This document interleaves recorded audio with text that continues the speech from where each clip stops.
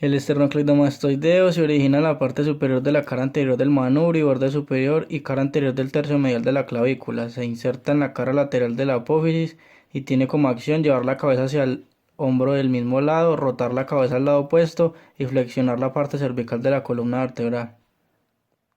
El leño de la cabeza tiene como origen la mitad inferior del ligamento nucal y apófisis espinosa de la séptima vértebra cervical a través de las 3 o 4 vértebras torácicas superiores y se inserta en la apófisis mastoides del hueso temporal y el hueso occipital y tiene como acción sostener la cabeza en la posición erguida, llevar la cabeza directamente hacia atrás y lleva la cabeza hacia un lado y la rota levemente girando la cara hacia el mismo lado. El iliocostal cervical se origina en las costillas 3 y 6 y se inserta en la apófisis transversas de las vértebras cervicales C4 y C6. Tiene como acción extender la columna, la flexiona lateralmente y ayuda en su rotación. El trapecio tiene como origen el hueso occipital, ligamento nucal y la apófisis espinosas de T1 y T12. Se inserta en el tercio lateral de la clavícula, el acromión y la espina de la escápula. Tiene como acción rotación, retracción, elevación y depresión de la escápula y eleva la clavícula y extiende el cuello.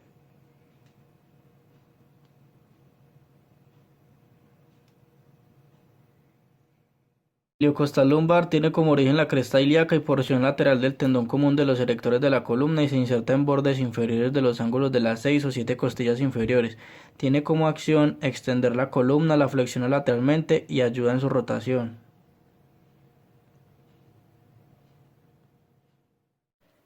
El recto del abdomen tiene como origen la cresta del pubis y espina púbica, cara anterior de la sínfisis del pubis y se inserta en el pubis, cartílagos de la quinta, sexta y séptima costilla, apófisis y sifoides, y tiene como acción flexionar la columna vertebral, tensa la pared abdominal y comprime las vísceras abdominales.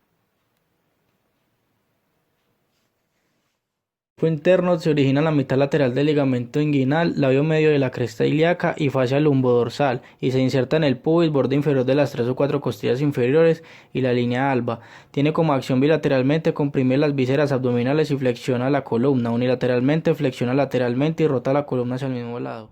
El externo tiene como origen el esternón, superficies externas y bordes inferiores de las 8 costillas inferiores. Se inserta en el pubis, línea alba por medio de una aponeurosis y cresta ilíaca y tiene como acción bilateralmente comprime el abdomen y flexiona la columna, unilateralmente flexiona lateralmente el tronco hacia el mismo lado y rota el tronco al lado opuesto. El mayor tiene como origen la cara anterior de la porción external de la clavícula, cara anterior del esternón, cartílagos de las costillas verdaderas y aponeurosis del oblicuo externo, y se inserta en la cresta del tubérculo mayor del húmero. Tiene como acción aduce y flexiona el brazo y lo rota medialmente hacia adentro.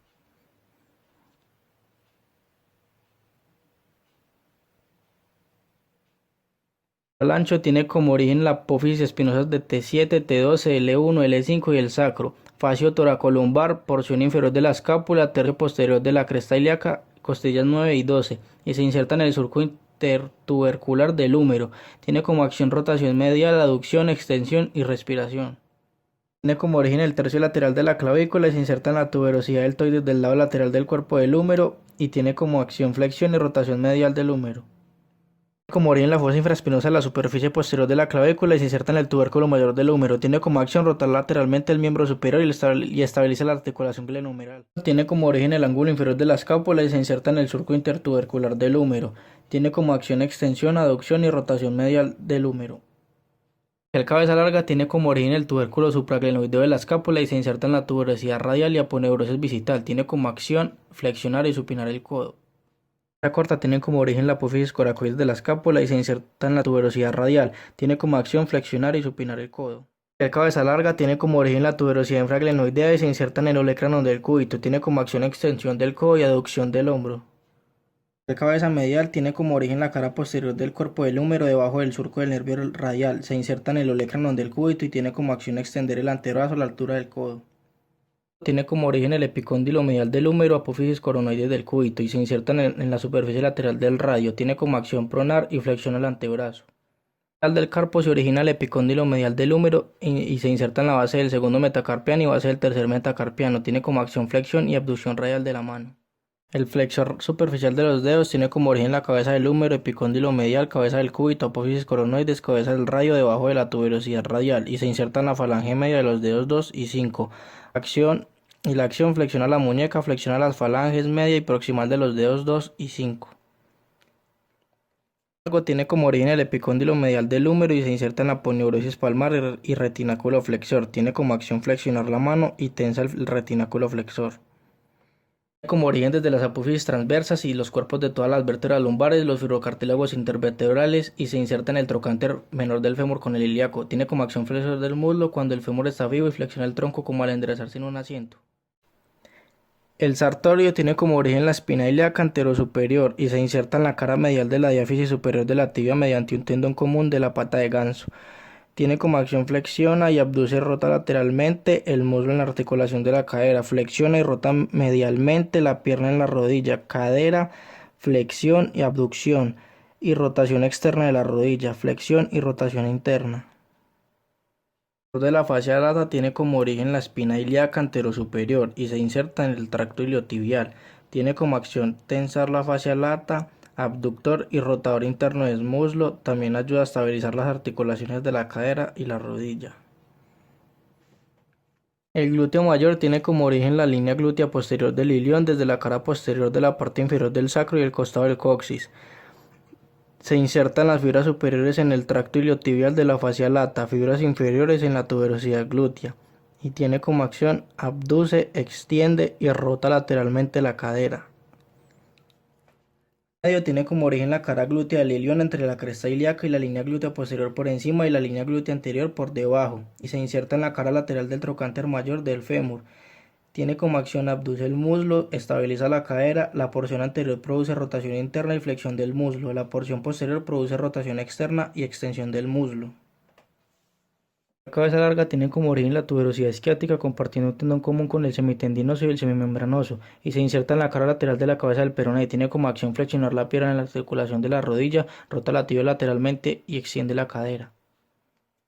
Tiene como origen la tuberosidad isquiática compartiendo un tendón común con el semimembranoso y el bíceps femoral. Se inserta en la cara medial de la diáfisis superior de la tibia mediante un tendón común de la pata de ganso. Tiene como acción flexionar la pierna en la articulación de la rodilla y rota la pierna medialmente hacia adentro. El vasto lateral tiene como origen el trocánter mayor y cara lateral superior de la línea áspera.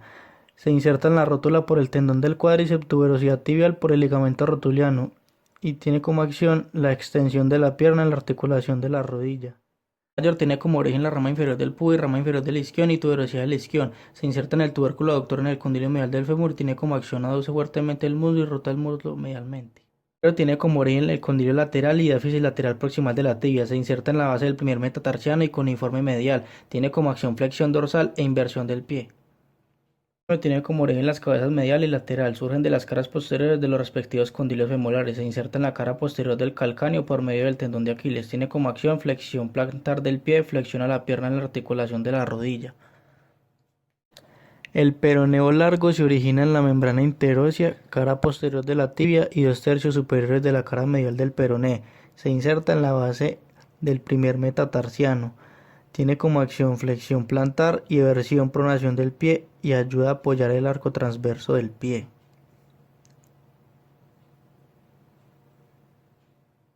El grosor largo de los dedos se origina en el condilo lateral de la tibia, 3/4 superiores de la diáfisis tibial anterior, membrana interósea. Se inserta en las falanges distales de los dedos 2 y 5. Tiene como acción extender los dedos 2 y 5, flexiona el pie de manera dorsal.